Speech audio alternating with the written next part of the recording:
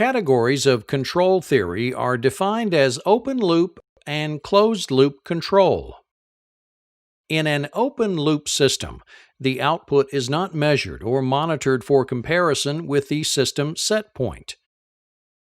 Open-loop systems are commonly referred to as non-feedback systems. Closed-loop systems, on the other hand, are designed to automatically maintain the desired output by comparing it with the actual condition.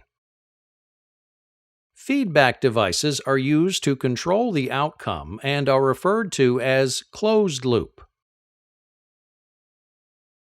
A closed-loop motion control system is comprised of the following elements. The operator interface allows the user to command signals to the controller.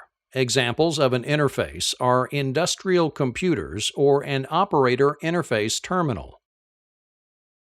The motion controller takes the user input from the operator interface and creates a motion profile for the actuator to follow. A simple motion profile consists of position, velocity, and torque.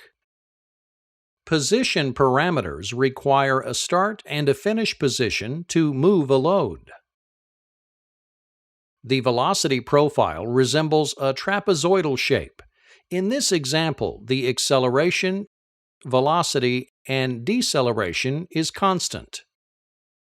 In the torque profile, acceleration is positive, constant, or negative to meet the target velocity defined by the motion profile.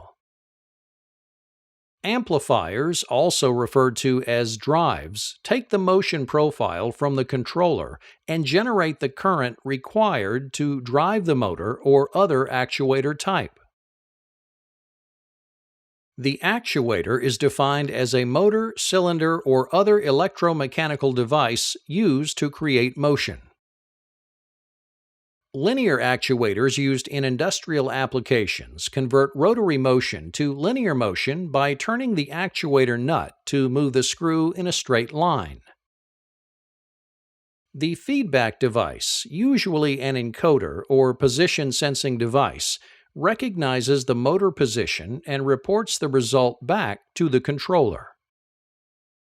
As the encoder rotates, position and speed information are relayed to the controller and compared to the user input.